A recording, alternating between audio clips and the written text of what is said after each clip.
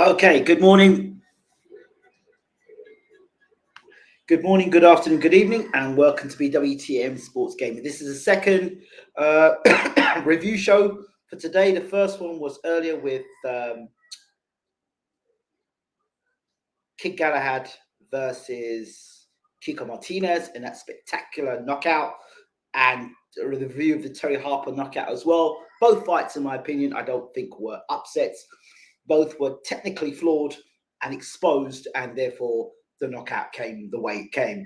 In fact, in particular with the Kiko Martinez situation, Kiko was looking for him for round two. He was looking at him and looking to line up that right hand. So he'd been clipping with shots before the actual knockout punch. So it was a matter of time. Now, let's talk about this fight. Gabe Rosado versus Muniga. First up, for all of those people out there that love to use the word or used to use the name Freddie Roach. Here we go. Freddie Roach, right? Anytime somebody gets knocked out or gets beat, there's a rematch. Now, Freddie Roach is the coach to go to.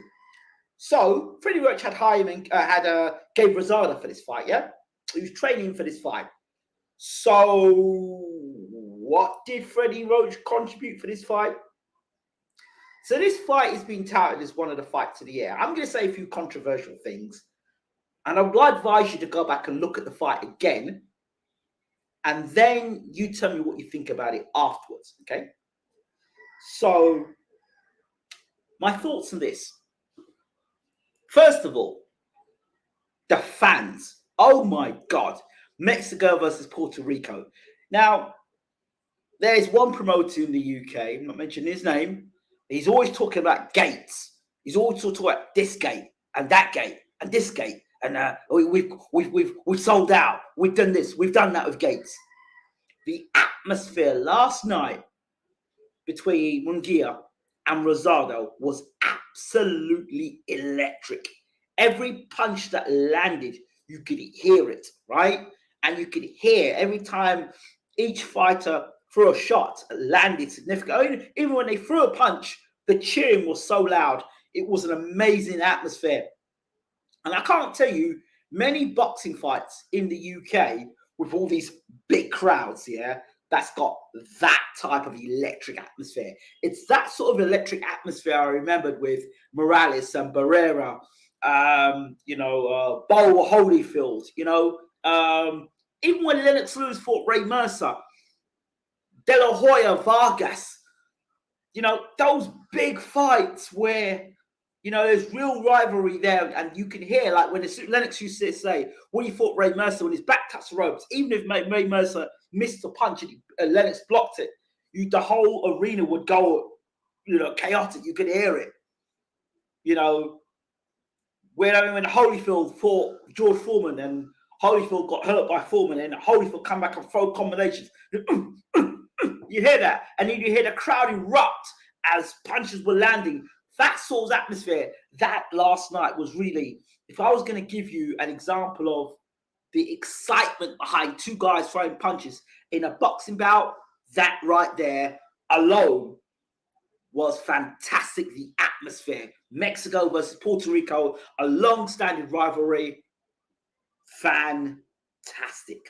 And on that point alone, it's definitely up there in terms of, I don't know if DAZN added a little bit more on the sound effects or whatever, but it sounded absolutely great. And my gosh, it was so much more refreshing to hear than, remember those fights during lockdown?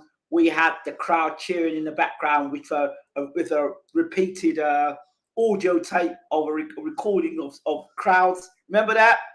Yeah, it was pretty poor, to be honest. It was you better just left it out. But just thinking about that was something that was a really amazing last night. The sound. Now, I don't want to be fake with you, and I don't want to be a hypocrite or contradicting myself. I said I never want to see Gabe Rosado fight again. there's a bunch of guys that I don't want to see fight again.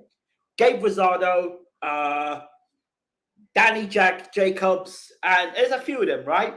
And my point is with these guys, my point is when I talk about these guys, it's because they talk a great fight. When they actually go to fight themselves, it's not that great. It's not that great. So Gabe Rosado came off this fight because he knocked out an unknown guy who was knocking guys out. He was a highlight. The guy he fought was knocking guys out highlight. He was highly rated based on his highlights. So now Gabe Rosado, the experienced guy, comes in and knocks the guy out, and he gets his well-titled shot fight. The way I looked at that fight, if I'm honest with you, it looked to me like first round, Rosado put his hands up and says, right, I want to see how hard this guy hits, and I want to know if I actually can win this fight or not. And then it seemed to me like he was between sparring mode and get to 12 rounds safety mode. That's what it seemed to me in the fight, because if you look at the fight carefully, Muniga was the one who was pressing the fight.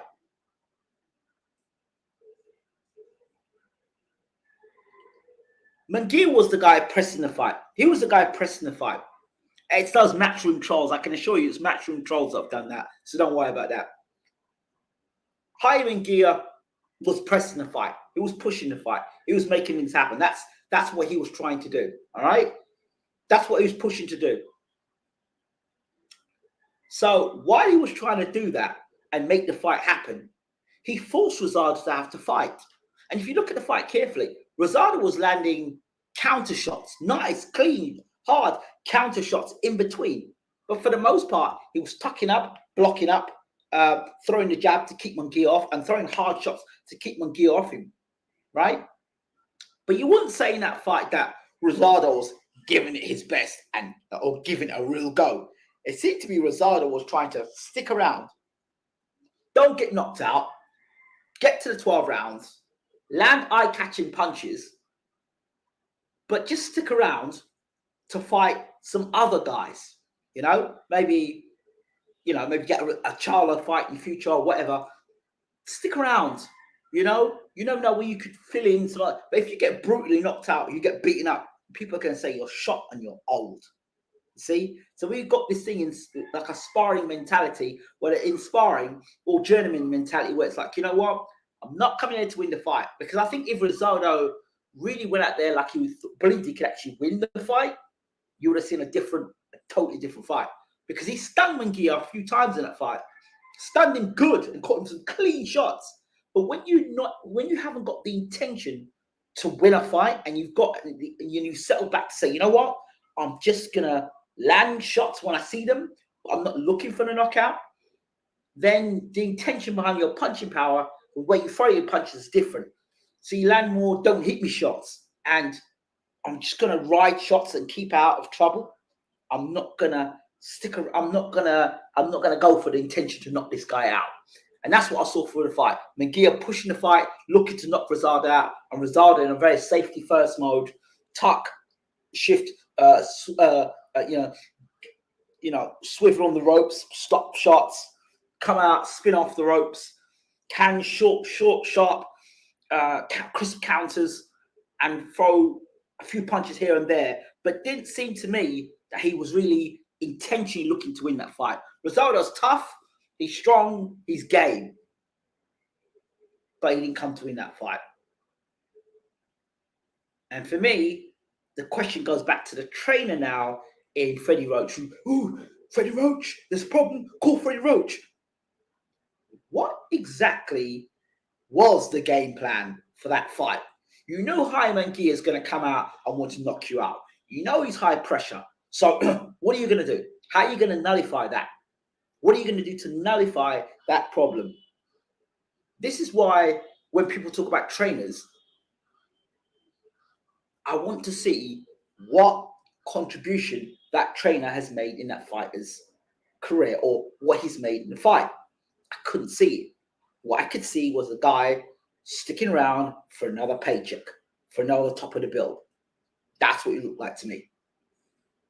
And to make it look as if Rosado's having an impact, he'd land shots every so often to say, I'm still here, I'm still in the fight, you know, I'm trying to make at least this competitive. Because if you don't make it competitive, then people say you're shot, you're finished. But now people say Rosado's tough, he's strong, he was beaten by the younger fighter in Muniga, blah, blah, blah, blah, and that is why it is what it is. So that's what you get at the end. So that's how I kind of saw that fight. Let's go now. Let's bring it in. Goes here.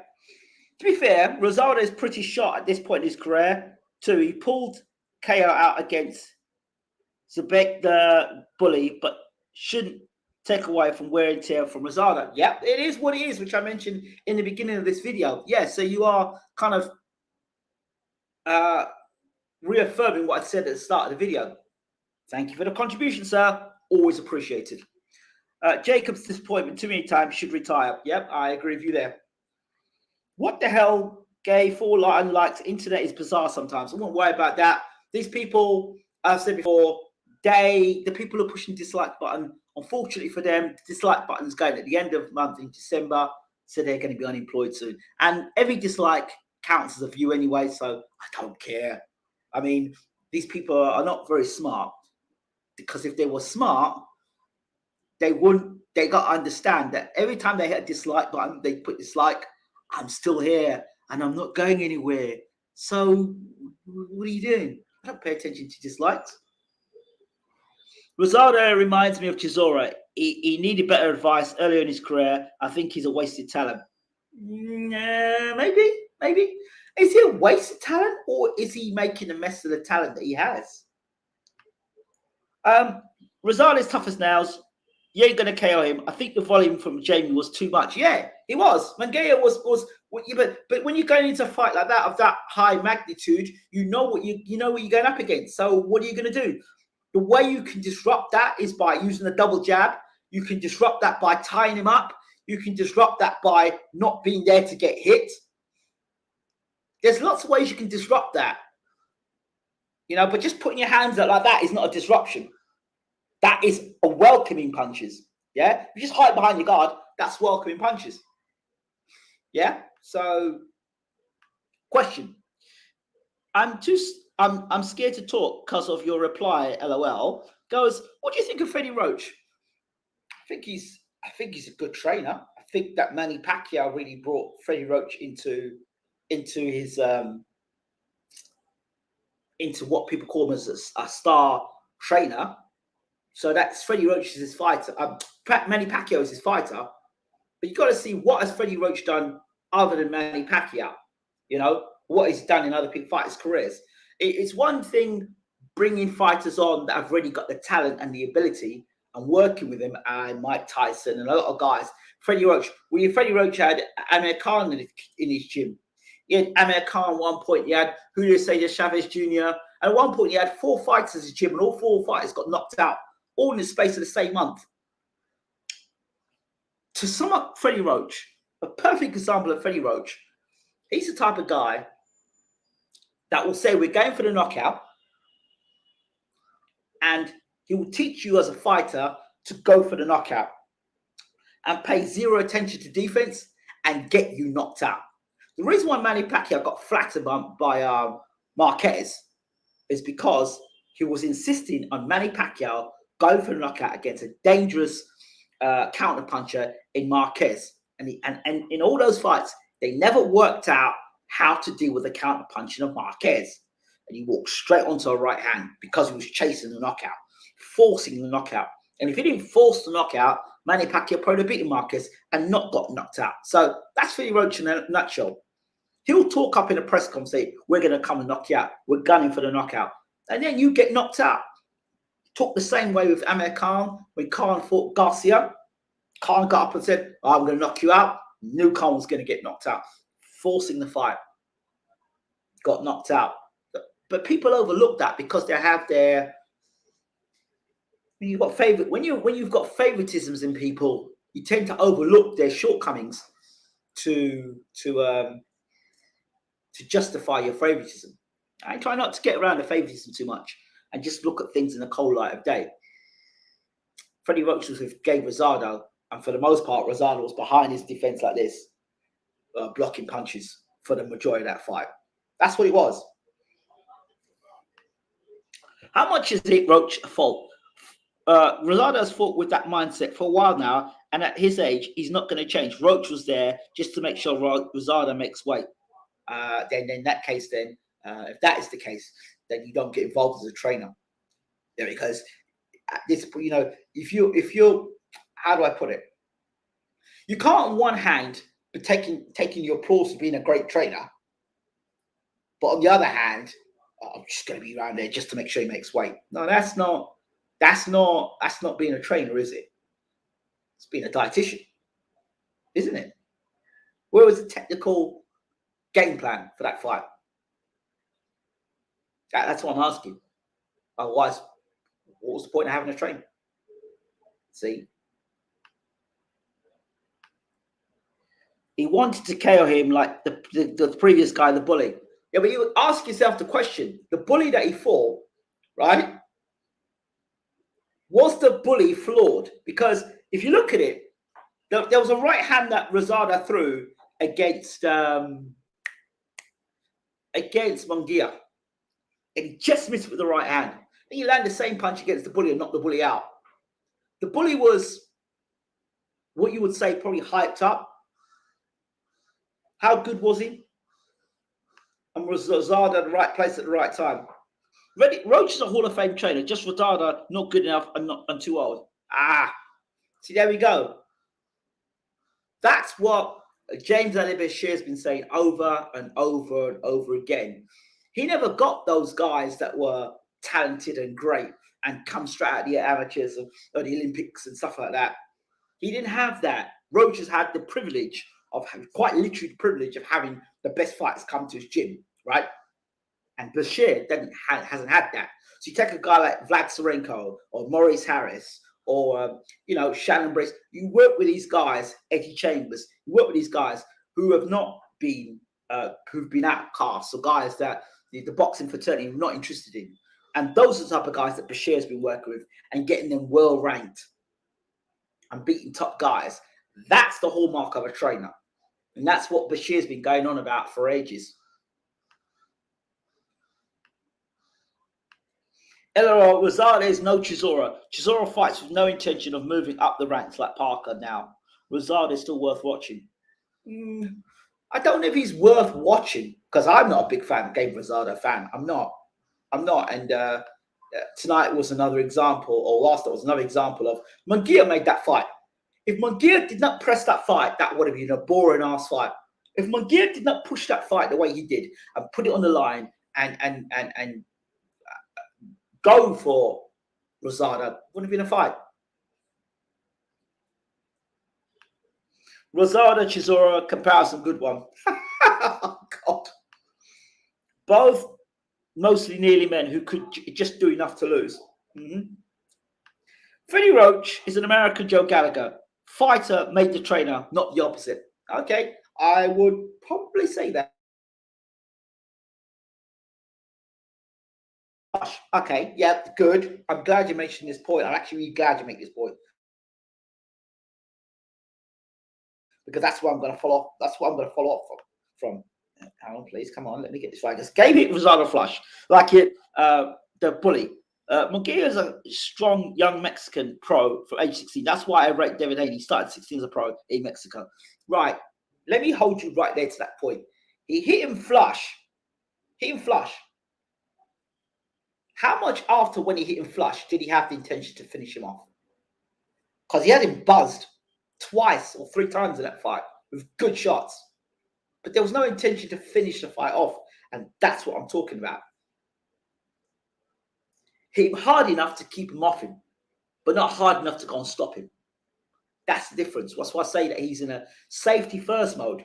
So even if I hit you with a good shot, I'm not intending. My mindset is not to finish you off. My mindset is to look after myself, safety first.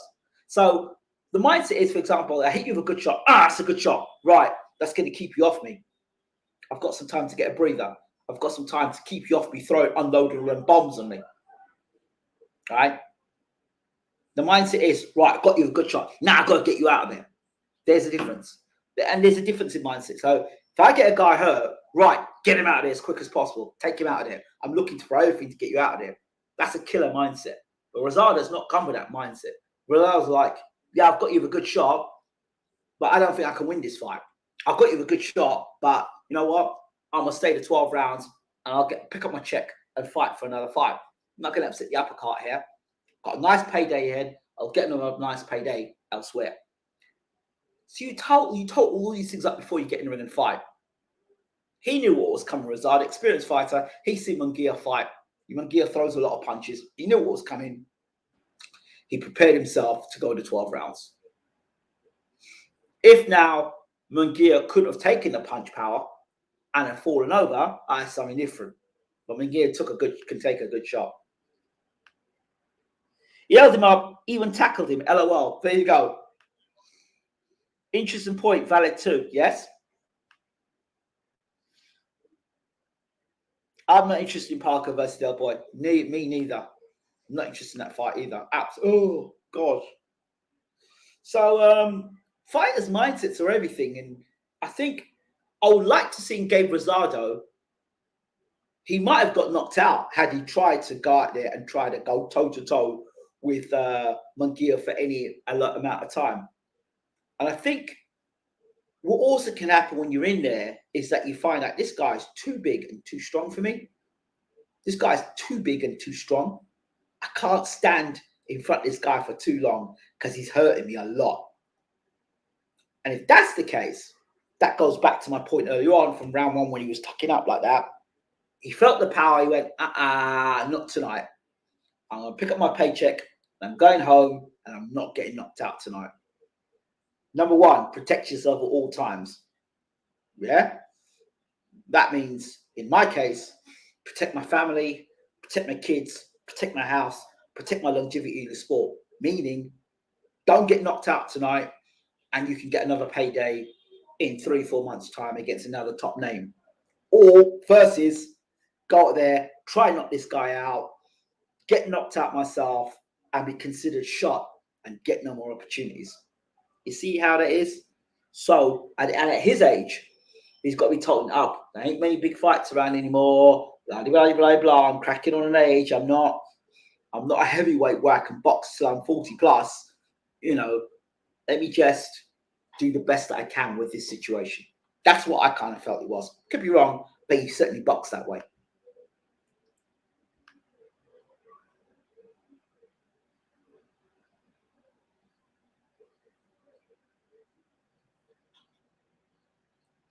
Agreed, though. Freddie gets most his love because of Manny. That's what it is. Best time to watch boxing is when you wake up on repeat. No fun boy then, isn't then? Yeah, that's why I try and watch it. I disagree. Boxing 247, which is always scamming you with fights that are pointless. Joe Parker too. At least Rosado was fighting towards the direction of a world title. Yep, I would totally agree with that. You need a clear mind to watch boxing. Take yourself away from yourself in a way, if you know what I mean. Yeah, I totally agree with you there, Chinese. Yoda. Bully was exciting fighter. I hope he can make comeback and tighten defense. Yeah. Matchroom matchmaker needs to start paying more step aside to these mandatories. He's stealing a living. Yeah, his matchmaker's terrible. Absolutely garbage. James Ali has a point. He usually does. And it's Freddie Roach. See, now the people that call out Freddie Roach, the same people that call out Freddie Roach, they won't mention the Gabriel Rosado fight now. Don't forget that. Don't forget that. But by the way, that's the same Freddie Roach in the corner. Just a reminder. Gabe Rosado similar to Plant? No. I think Plant really believed he could be world champion. I think Plant really believed he could be world champion. But I don't understand game plans. You know how Canelo fights, but let you allow a guy to stand there and rip you body shots all night. I don't understand it. I don't understand the game plan. I don't understand the game plan. These guys. You watch these guys. I'm sitting down from my keyboard on my chair. I watch this guy and I'm watching. Hold on, this guy fights. Is this? Well, obviously I wouldn't go in and fight him that way. I'm not a trainer, but I can damn well see that if you go in and you fight a certain way, you're going to get yourself beat up. So why these trainers who are professionally trained or professionals can't see that if you use that game plan, it's not going to work because it's been used over and over again. It's been used 50 plus times and it doesn't work. Good pointing. Frank Bruno is a great example. He was flawed, but he had you hurt. He would jump on you and stop you. Yeah, he would do it against B-class fighters. Couldn't do it against top-class fighters. And that's really what happened with Frank. Frank could only stop B-class fighters. When it came to the A-class fighters, he would stun them. He couldn't stop them. Almost like Rosado thinks it was a lucky shot and didn't want to throw. Yeah, exactly. That's what I'm saying. He didn't really believe in what he was doing. Go back and look at the fight again. From a defensive standpoint, that's what he was doing. Just trying to last the 12 rounds out. Good boxing last night. Kiko Martinez showed what he already knew about Galahad. And Gardner was a hungry fighter that night. Yeah, thank you very much. I did a show earlier on it. It was no upset.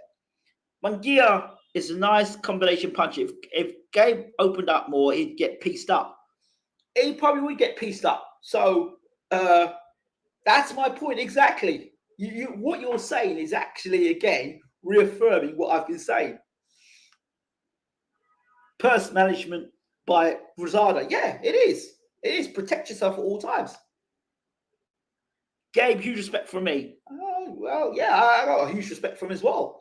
Getting in there to get pumped up from round 1 to round 12 and hide behind your heart, hide behind your house. You know what I mean? That's what he was. Great show today. Thank you very much, Latvinda. Is Rosado a gatekeeper or journeyman? Journeyman. Sponsored by Fanta. Don't do them often, but today, exception to rule.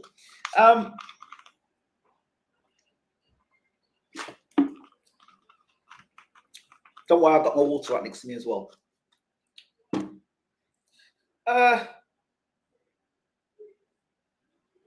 He's an experienced fighter. He's an experienced fighter. Yeah, he's experienced.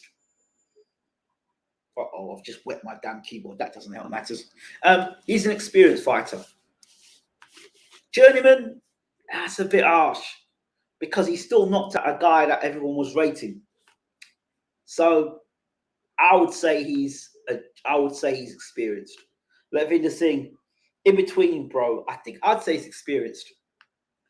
Great Rosado is no Billy Joe Saunders. He'll fight with his eye banging out and has. Yeah, he is. He's tough, he's strong, he's experienced. Gabe Rosado indicated what I've been saying about Muniga. He sucks himself down to low weights and hydrates to stretch Armstrong on the night to get guys that are smaller. Yeah. That's the strategy. But you know what? I tell you what, I would pay to watch Munguia versus Canelo. I would pay to watch Munguia versus Canelo. Because Munguia's got a sort of style that could beat Canelo. Well, I'll tell you why. People say, oh, I'm talking crap here, right? He's got a sort of style that beat Canelo. I'll explain.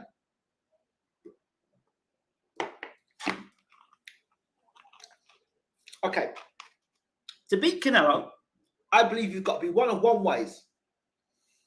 You've got to be completely in or you've got to be completely out, right? Now, Munguia, first of all, goes behind a nice high guard. Secondly, Munguia is he throws when you throw. So he's going to throw punches as well, right? And he'll throw at a high work rate. His style will not change based on what Canelo does. He's still going to come out and throw him the kitchen sink. Right? He's going to still come and throw the kitchen sink. He's still going to have that physical strength. He's still going to tuck his hands up and come in and fight, right? He's still going to come and fight. I think Munguia puts up a better performance than Plant because I think he's got punching power there as well and a higher work rate than Plant. I think that he is going to be far more braver than Billy Joe Saunders and more intense than Billy Joe Saunders. I actually think that he puts up a better performance than Benavidez. I don't think Benavidez is great. I really don't.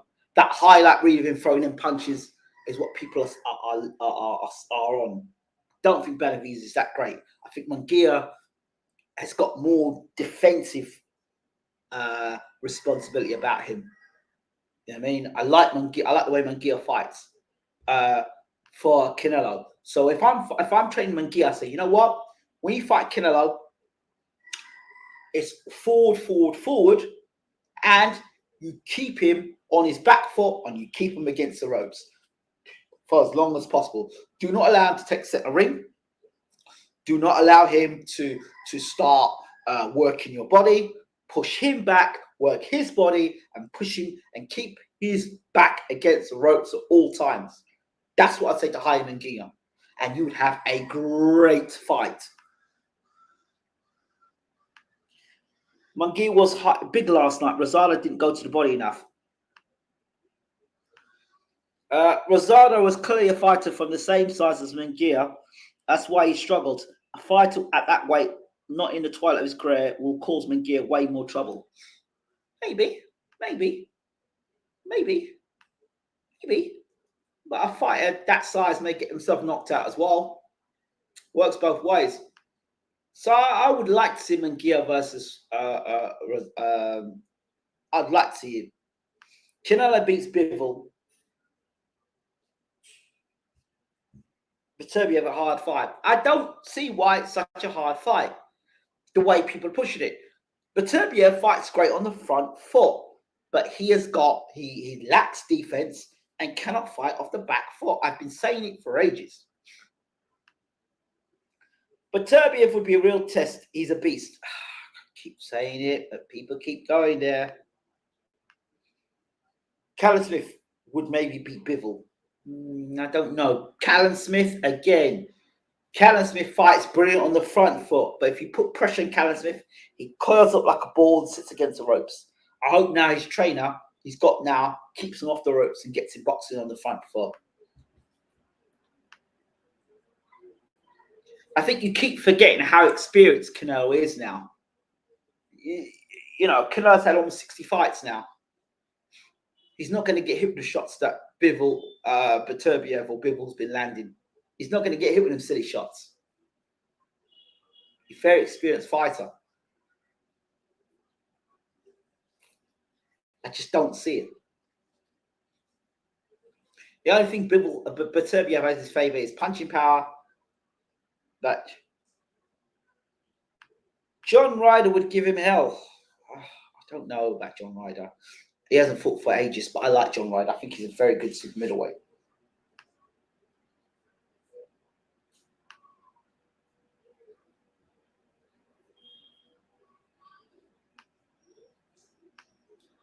I think he's a very good super middleweight. I least at Canelo versus Joe Smith. He isn't getting pushed back like that. Yep, that's another guy, Joe Smith. Again, Joe Smith pushing Canelo onto the back foot. Munguia. In other eras, Callum Smith would have been regarded as very good. Saudi Iranian versus Canelo. In what era would that have been? He certainly would not have been in the super. Are you talking at the time where you had Roy Jones? Are you talking about that era with James Toney and Michael Nunn, second to none? Huh? Are you talking about that era? Or are you talking about the super middleweight division that had Nigel Benn and Chris Eubank and Robin Reed and Steve Collins? Are you talking about that super middleweight division?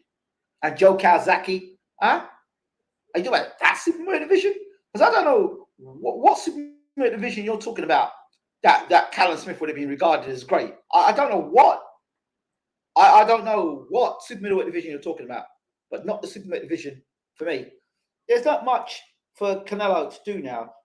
We're still in the ground of fighting fighters that can realistically beat him. Beterbiev, experienced amateur too. I think his boxing skills are underrated. I think his boxing skills are overrated. The guy cannot fight backing up. Go and look what happened when Callum Johnson backed him up to the ropes. Now that's a fight. I would agree. I'd like to see more back foot game from Arthur. That's what I keep saying. Beterbiev cannot fight off the back foot. Look at what Callum Johnson did to him when he was pushed onto the back foot. If Galahad exercised the rematch clause, I don't see him beat Martinez. Same result. Kiko has his number. I think the Super Series era, Ingram. Hey, you would have put Callum Smith in a Super Series What, you want murder? Callum Smith was getting beat up by John Ryder. That's all I have to say to you. Callum Smith against Mikkel Kessler. Callum Smith against Carl Froch. Callum Smith against Andre Ward. Bro.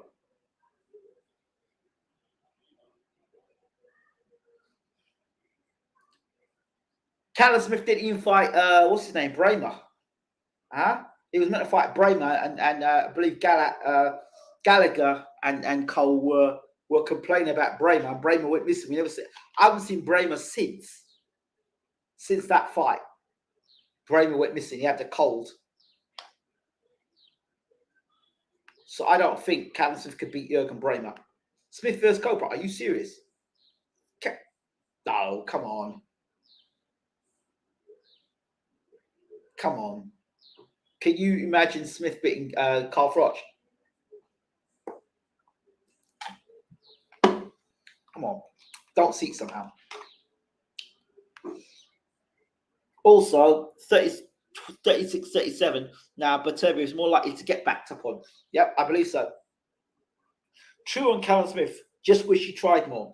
I just wish he left Joe Gallagher earlier and learned how to fight off the front foot, off the back foot. Wouldn't stay on the rope so much. They should have given that Lara, the best Warrington, a shot at Kiko to unify. I'm just disappointed in Smith. I see potential, but no heart. Carl Froch has the skull thickness of a big horn ram. No way Smith calls him trouble. No. I don't even think a George Groves, a fit George Groves, he beats. In fact, I'd like to see how he would have fought Chris Eubank Jr. Because Eubank Jr. would have pushed Callum Smith onto the back foot and would have forced a fight on him. I'd like to see how Callum Smith would handle that fight. Was Bramer back injured and he had to retire? I know Bramer was meant to fight Smith, and Smith wasn't happy about it because it was going to be fought in Liverpool. It wasn't going to be fought in Liverpool, and he wasn't happy about it. And Gallagher wasn't happy about it, and they were trying to pull out of that fight, and all of a sudden he disappeared. Do I think Callum Smith is Huey Fury 2.0? No, I don't. Callum Smith gets first rounded in a Super 6. Oh, yeah. Too right. He isn't. He is, isn't he? Sadly. No, I think Huey Fury's only got beaten by good fighters, you know. Huey Fury's not got beat by bums. He's got beat by good quality fighters, former world champions. I think Abraham would have done a number on him. Abraham would have done a number on him. Andre Ward would have done a number on him. Jermaine Taylor was in that tournament as well, I think. Yeah, Jermaine Taylor was in that tournament as well. No, Callum Smith. Sorry. Mind you, he might have given Smith Jermaine Taylor problems because Taylor has a bit of a suspect chin. I don't know. He had suspect stamina, Taylor. I don't know about Taylor. Abraham is underrated looking back. Unreal chin. Yeah, good defense as well. They've announced Katie Taylor's opponent for the 11th of December, and her last fight, she knocked out a girl who's having a debut. Game's changed in group.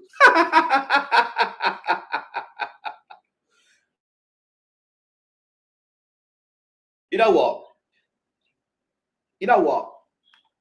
They're going to run that Katie Taylor into the ground. I don't like the amount of time that girl fights. I don't like it. They're going to run that girl into the ground. Seriously.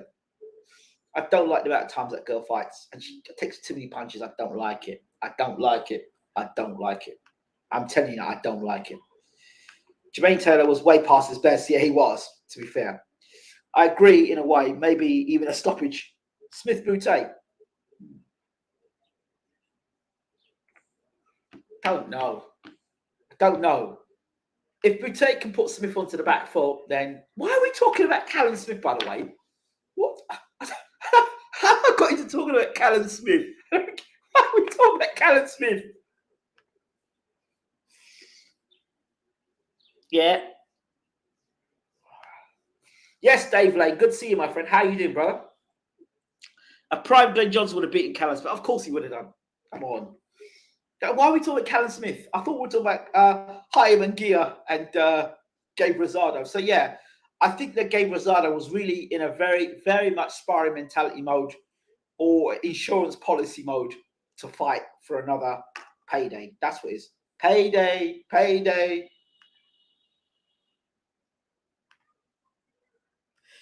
I wonder if it's step up from Hammer. I hope so. I would, you know what? I want to see Mungia Charlo. I want to see that fight. And if Charlo can beat Mungia, he's ready for Canelo. He's got to beat Mungia, though. That high work rate. Will he outwork Charlo? Has Charlo got the power to stop Mungia? That is a great fight. I would make that fight. Maybe be matchmaker. I love Charlo. I'm a big Charlo fan, but I need to see my boy tested.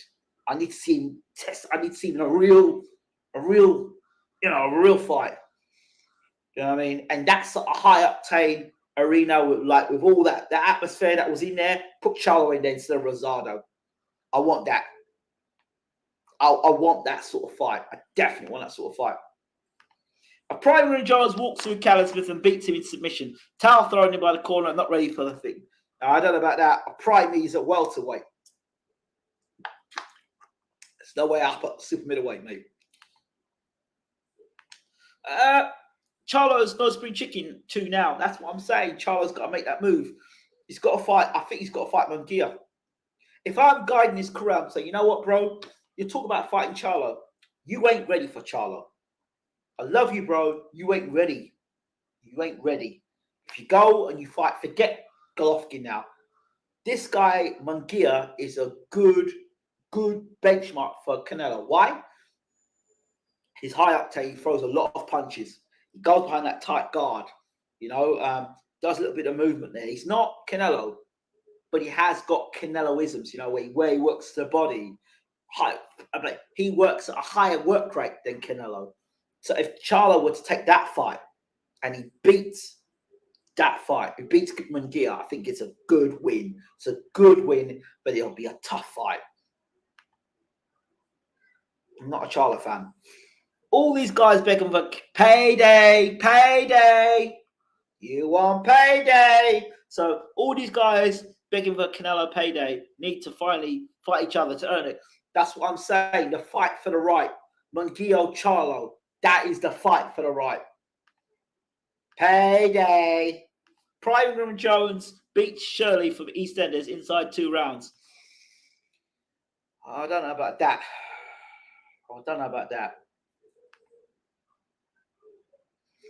If you know Dave Lane, if you know your boxing, you know Ian Napper. If you know Barry Jones, Barry Jones was my stablemate. Well, I was his stablemate. So I'll leave it as that. Shirley, LOA, so funny. Eubank versus Mungia, thoughts?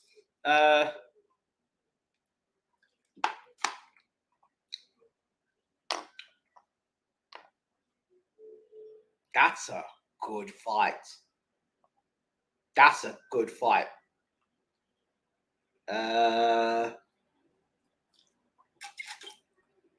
No.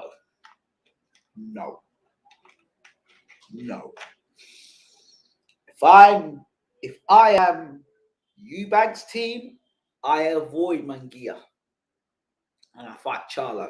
I'll tell you why. Let me break this down for you. You see, Mungia is a guy that throws bunches and punches, throws a lot of punches.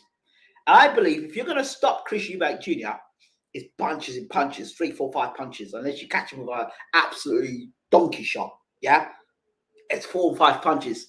Mungia's the type of guy that could make a knockout happen with a Eubank Jr. Yeah, because he throws a lot of punches. But they see if he fights Charlo, Charlo's a big puncher, but I think that Charlo doesn't fight at the same pace and intensity as a Mungia. That Eubank against Mungia, no. I say, Mr. Eubank, you keep away from Mr. Mungia. You keep away from Mungia. Let somebody else take that pressure. You go fight Charlo. That's a good fight if you fight Charlo. That's a good fight. I'm not saying you beat Charlo, but that's a good fight for you. Take that, you know. But if you want a payday and you want a cash-out fight and you want an all-out war and you don't mind spitting and coughing up blood the next morning, then you fight that fight against Muniga. But that has got to be like some undisputed title fight, or it's got to be some mega fight. It can't just be who's having a world title fight. So it's got to be a serious fight. Muniga for Eubank Jr., absolutely no way. No. Absolutely no. A prime Jones versus a prime Eddie Hills. Well, I'm sure if you went, I'm not even answering that one. Eubank versus Muniga goes to this, and Muniga has hustles him. Muniga's, listen. My favorite fighter gave Rosado, never ducked no one. Wanted him to win so bad, but not to be. Truly hope he becomes a trainer wherever he decides to stop boxing. His knowledge is second to none. Yeah, he is a very experienced fighter, and he's got a lot to give the game.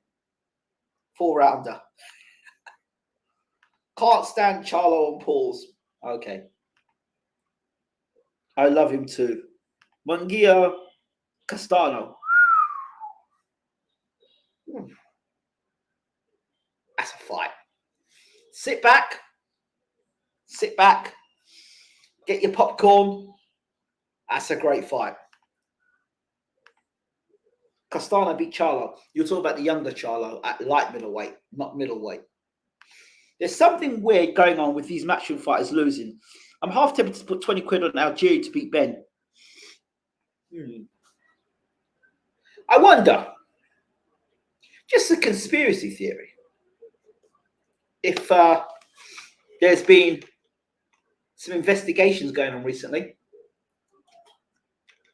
Maybe some of those fighters are, I don't know, maybe they're being investigated. Maybe the magic juice isn't working anymore. No, I'm just thinking.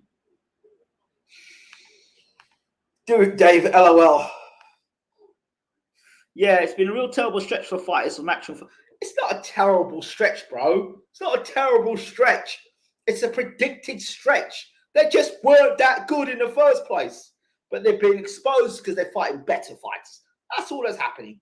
Poor matchmaking with guys that are just not that good. I've said it. I don't know how many times I've told you. The matchroom stable is just not that good. The promoter's very good. The fighters are not that good. I've said it countless of times. And when you don't have very good fighters in your stable, you have to have better man management.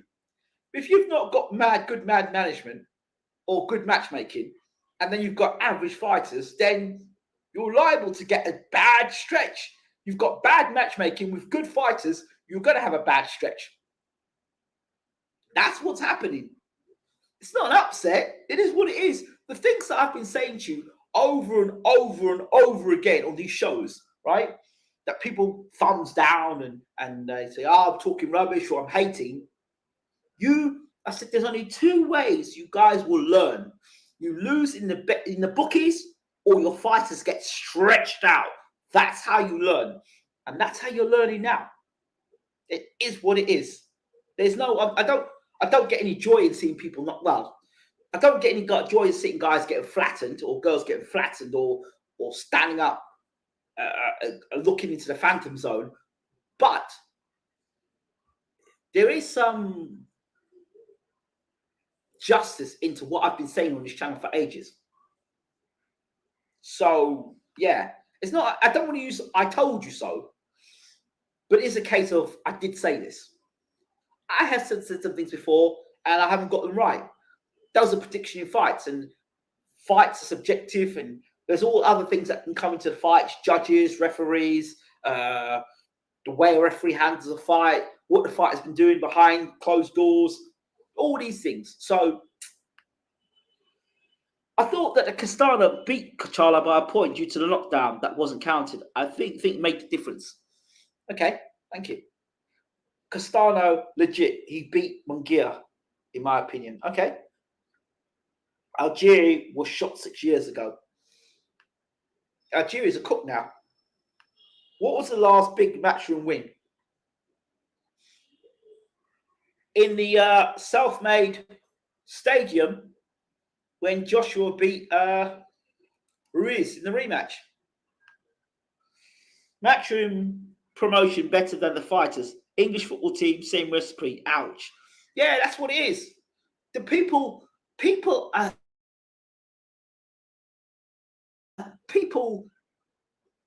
put the promoter and the fighters in the same room. Yes, he promotes the fighters, but he can't fight for them. If Eddie Hearn, I wouldn't even say that because he's a walking contradiction. All that's happening now is that these fighters have been exposed. The matchmaking's been rank terrible for years. But now all that's happening is they're just meeting good opposition. I think, that these guys, when these guys get knocked out, it's a nice way to get them off the books. That's what I think. And I'm sure Matchroom must have an exit strategy. They've got to have an exit strategy. I'm sure they have. Eddie Hearn watching Galahad's head bounce on the canvas. Yes, Andre. How we doing, brother? If it gets bums on seats success. LOL. Yes, it does. Are you surprised seeing Galahad lose his belt so quickly? No, I did a video on it already. It wasn't an upset. As I said in my previous video, you can watch it afterwards. It can never be an upset when a guy's got his chin in the air, walking straight back in straight lines against a guy that's shorter of him throwing a right overhand right. That's not an upset. That's just expected. This stuff you teach in amateur boxing. As I said before, Ingram Jones strikes again. Ingram Jones strikes again. They don't recognise, but they will. You know, they will recognise through the pain of seeing their fighters getting flattened. Matchroom fighters remind me of Gallagher fighters when they all lose their belts within a year. Yeah, remember when I was saying that Gallagher was the best trainer in the world, and he was doing all these things at British level, kept winning British titles. Yeah, great trainer, won all British titles. As soon as he gets to world level, his fighters get smashed to bits. Great trainer. Tony Bellew was surprisingly somber after seeing a proven judge cheat sparked out last night. It can't be because it's a matchroom fighter, surely. Wow. Yeah, it is. When you talk about guys should be banned from boxing because they're drug cheats, and you find that your buddy who's been looking after you for years ends up having a bunch of drug cheats on his shows, including Luis Ortiz, who was a damn drug cheat, and Povetkin, who was a damn drug cheat, but he was promoting both of those fighters, but opens his stinking big mouth to talk about Big Baby Miller, who also was a drug cheat, but said, Big Baby Miller shouldn't box, Povetkin and Luis Ortiz should. Guy's a joke. I don't even know why people even give him time. Just don't get it. Rematch room cherry picks are going horribly wrong recently. No, it's not been going horribly wrong recently. It's not been going wrong recently, Andre. It's been happening a long time. It's been happening a long time. The first real bad cherry pick was when they decided to pick, instead of going for Trevor Bryan, they went and fought Andy Ruiz. That was the first one that went wrong. We can go on many of them. Last big matchroom fight. AJ losing speech was a success.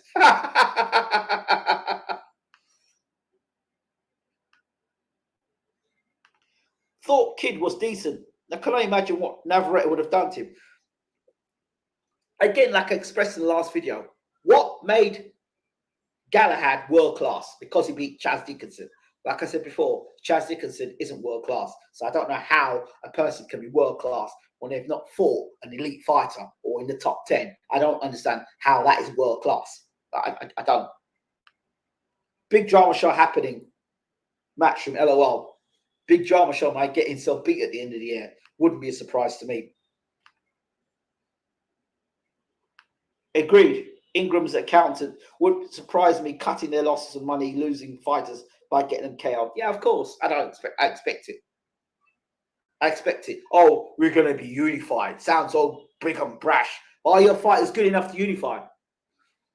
I tell you, it's only a matter of time before I see Katie Taylor get splattered. It's only a matter of time. You can't keep having these fights, hard fights all the time. Can't. You think making weight may be down to science now by Galahad? He had nothing on those punches. Again, whose responsibility is it for the fighter making weight? If it's the fighter's responsibility, then what are you paying the trainer for? What are you paying the dietitian for?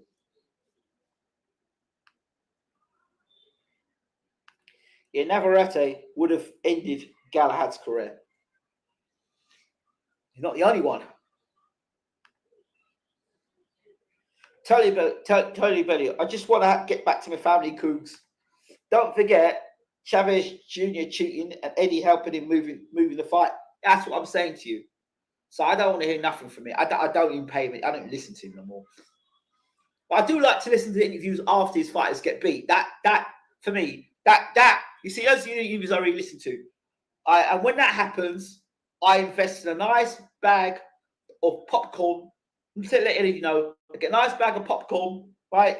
And I get an ice cream out, and I eat my popcorn, I have my ice cream, and I watch it, and I sit there, and that is pay-per-view viewing. When he explains why his fighters get beat, that for me is great enjoyment. It really is, because it's the absolute rubbish that's spoken week in, week out. And I think to myself, people buy this stuff. People believe this make-believe garbage. Benavidez call like GGG. Kids, brother, loaded Kiko's gloves. Oh dear. Kiko might beat him again. Well, if he touches him with that right hand again, he will. Are you sold on Benavidez? No, never have been. Never have been. He doesn't beat Canelo. He doesn't beat Canelo. What is so great about Benavidez? Because he's got a big mouth? Because he talks a lot? Because he threw a little combination? Is that what beats Canelo? Question. The way to beat Canelo, you either go in or you go out. Can Benavidez fight up close to nullify Canelo's work? No. And is Benavidez good enough on the outside to keep Canelo from 12 rounds of sustaining body shots and slowing him down? No. I'm sorry. It's just not going to happen. Eddie was talking about Kiko. You could be right. Swapped kid for a cheaper alternative, probably. Yeah. Good.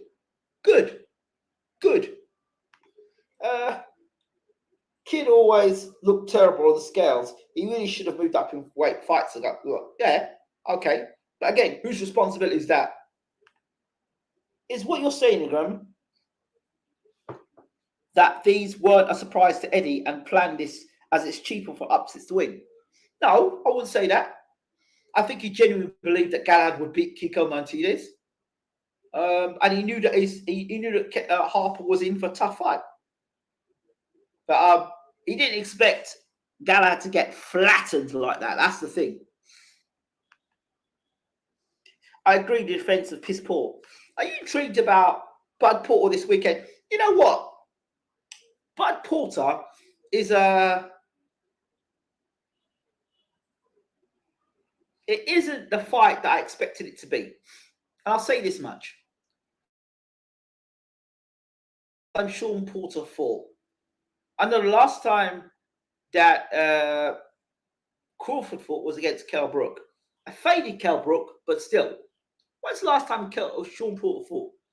And I just think to myself, Sean Porter, have we seen the best of Sean Porter? Like, when I first thought about this fight, when I was first asked about it a while ago, before they even thought about actually making the fight, I thought Sean Porter would walk down Crawford.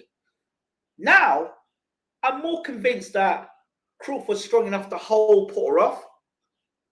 If Porter cannot hurt Sean Porter, if Sean Porter cannot hurt Crawford, and he smothers his work, and Crawford can counter punch and catch him coming in, what does Porter do? Has Porter got a plan B? Is Porter multi-dimensional, or is he going to do the same thing for 12 rounds? Because it seems to me that Porter does the same thing in every fight. Has he learned to shorten his punches? Has he learnt to come in without getting clipped on the inside? Is Porter at his peak now, or is he on the slide? That's the question. I heard Crawford talk about he wants to fight Keith Thurman. Well, I'd want to fight Keith Thurman if Thurman ain't been fighting for so long. Well, I'd love to fight Spence when Spence is inactive and he's not fighting at the time being. Yeah, he might stop Porter. He might stop Porter. He might stop Porter. All this A side, B side, crossing over the river. He's on the other side of the road stuff. There is no. You tell me if there's an excitement about this fight. I don't feel an excitement about this fight because there is no tension between Porter and Crawford and Porter. They're good friends. There's nothing there. Give me Spence versus Crawford. Yeah, I feel that. But I also feel that these fighters, Porter and all these guys, they've got to fight regularly. If they don't fight regularly, they're liable to get themselves knocked out or badly beat. Why? Because they're not getting fight fitness. They're not fighting regularly. When's the last time Porter fought?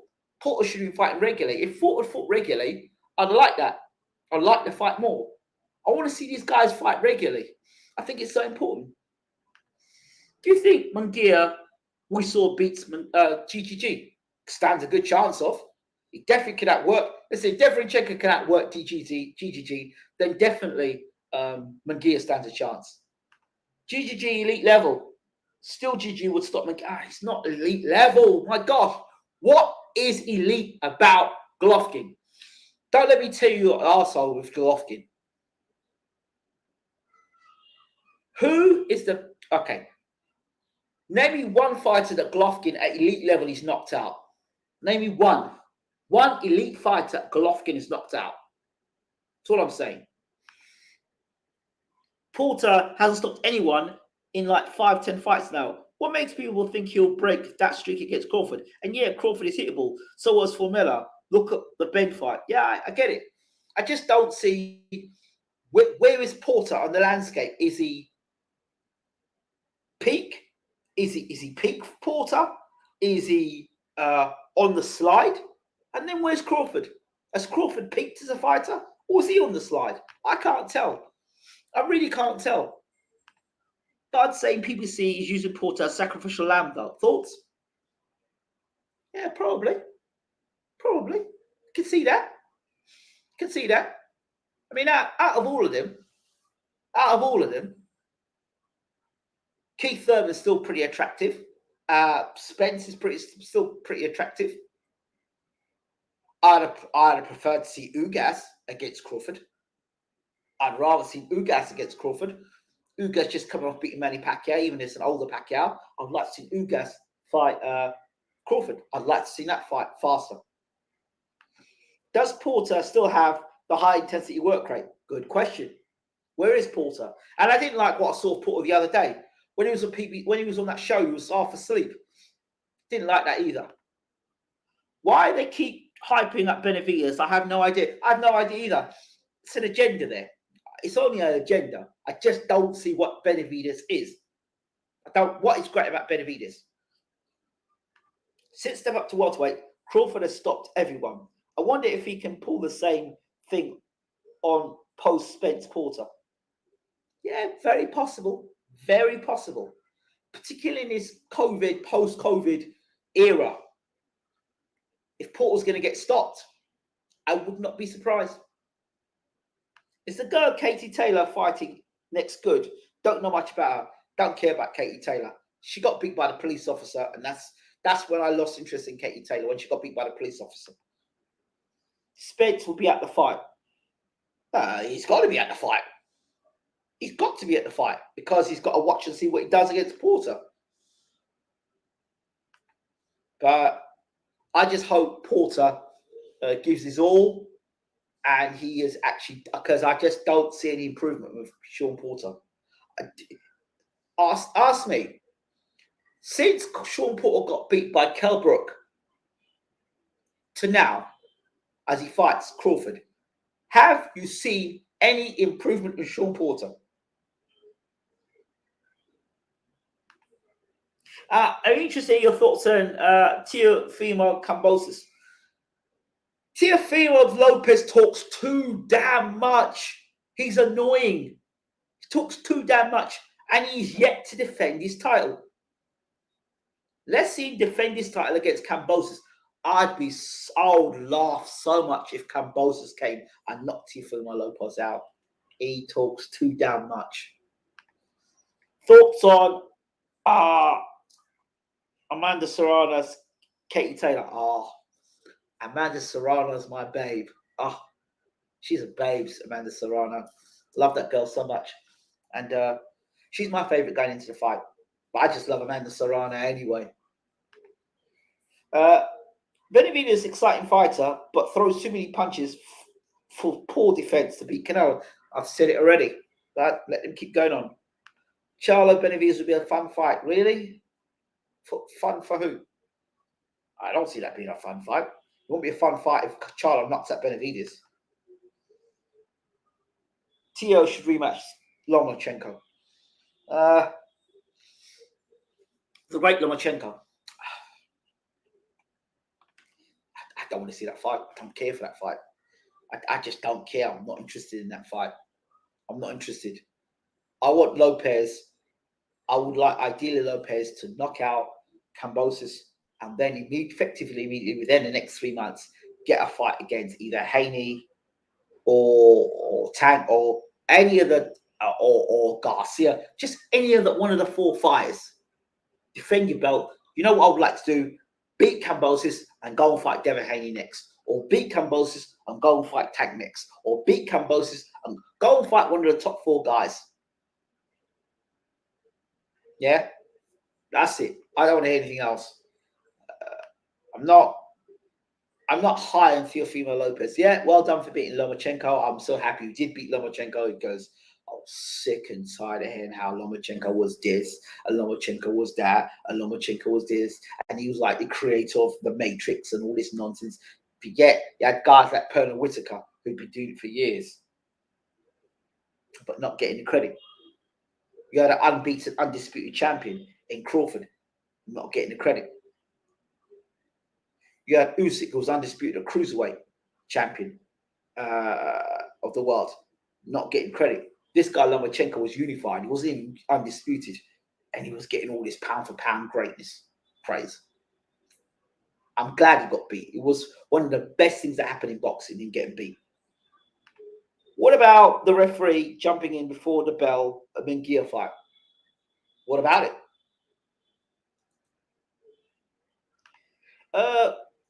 Errol Thurman, now his name.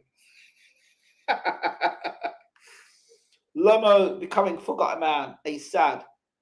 He's got a good fight, a big fight after Coming. Yeah, I hope Coming beats him. Errol the Ducker. I don't know about that. I still believe, if anyone is correct, if anyone from the current crop of welterweights is going to unify division, it will be Errol Spence Jr. Despite even the Ayeshin car crash. Although, frankly, Errol Spence Jr. versus Crawford won't happen. But nah, I don't think it'll happen. Comparing him to Ali is where they lost me.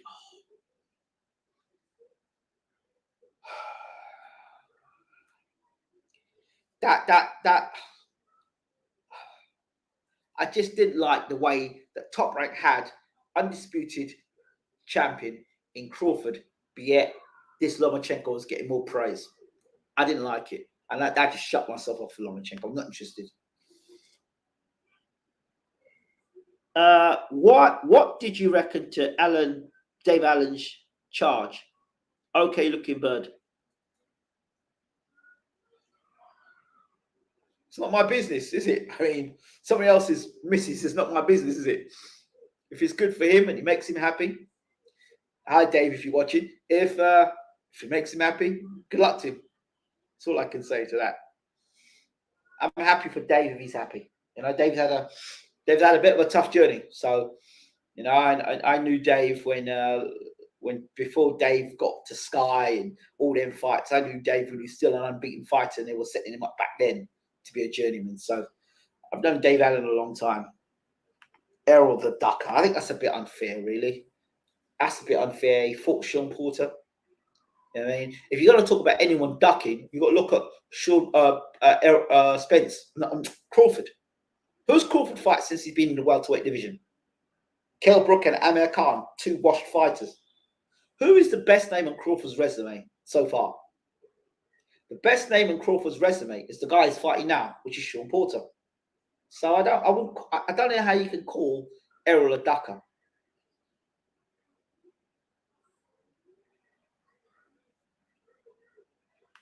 Are there any fights on the schedule that intrigue me?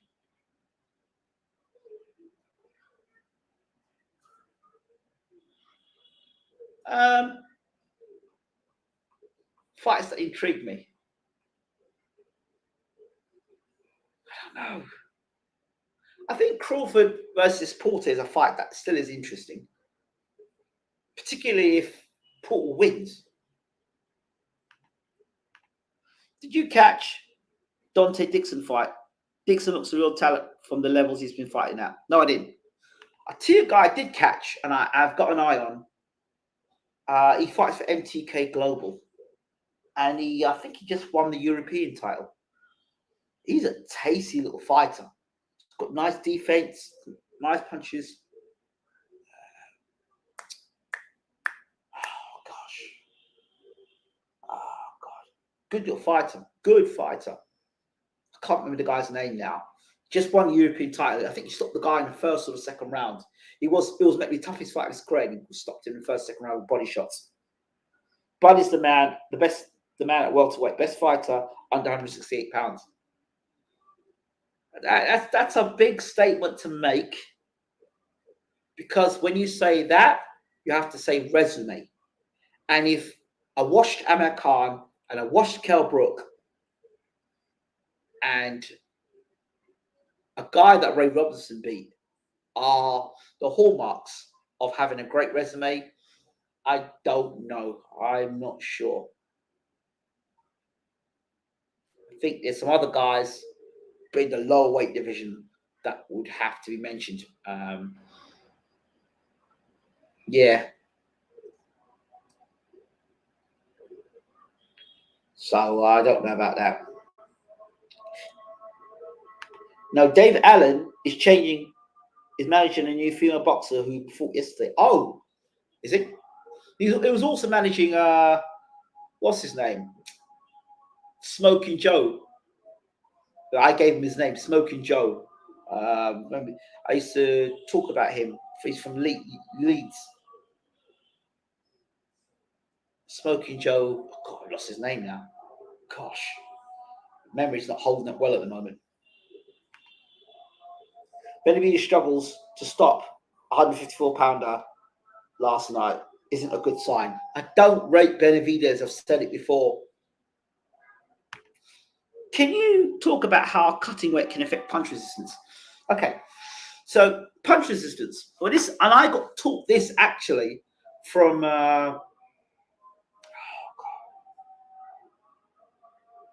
Gil, a trainer.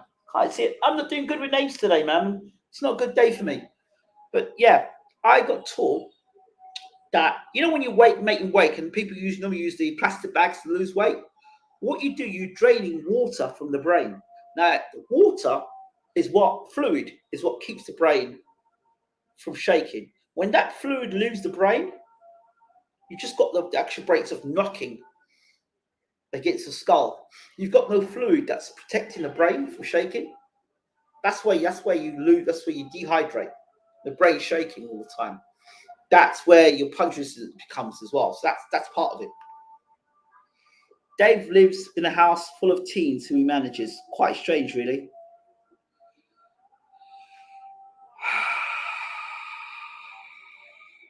Moving swiftly on. So yeah, I think that's about it. Oh, by the way, very important announcement tonight to make for you. For those of you who don't know, we've got a premiere coming up on our BWTM Africa. If you haven't subscribed, or BWTM Online, if you haven't subscribed to that YouTube channel, please. We'll be premiere tonight at 7 p.m. GMT UK time. The mother of the young black boy that was murdered and found in Epping Forest only 2 weeks ago, and the police did next to nothing about it. We've got an interview with her, 7 p.m. Patricia Talks on BWTM online. 7 p.m. tonight. Let me get you the link for it so you all can get across to watch it. I really would ask you all to join in and watch that premiere tonight. Let me see if I can get it. Let's see if I can get it up for you. Let me get it for you. Let me get this up for you.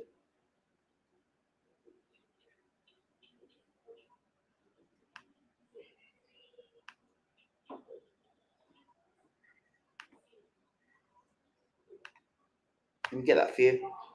I'll bring the link for you so you watch it tonight. I think it's really... That's tonight. 7 p.m. 7 p.m. tonight. So that's on our BWTM online. Young man found murdered. It was from Ladbroke Grove. He was on his way home, I believe, and found murdered in Epping Forest 2 weeks ago.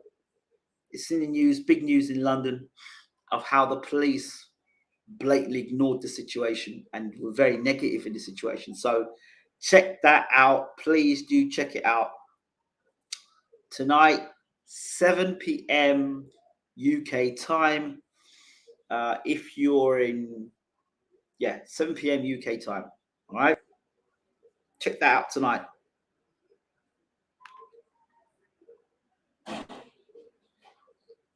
Is that the boxy? Yeah, that's the one.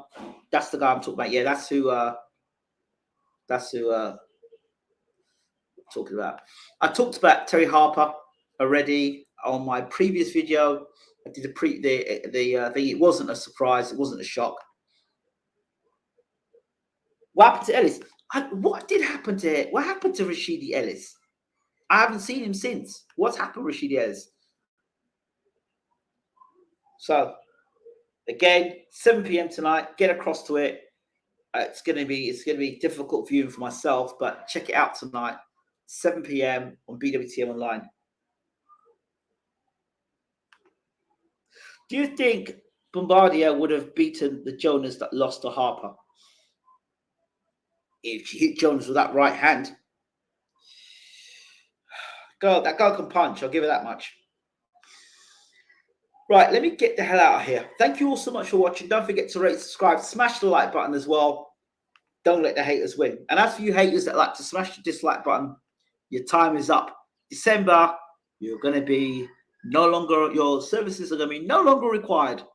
So enjoy the rest of the month hitting the dislike button. We're still here and we're still standing and still doing our thing. And we don't care. This has been BWTM Sports.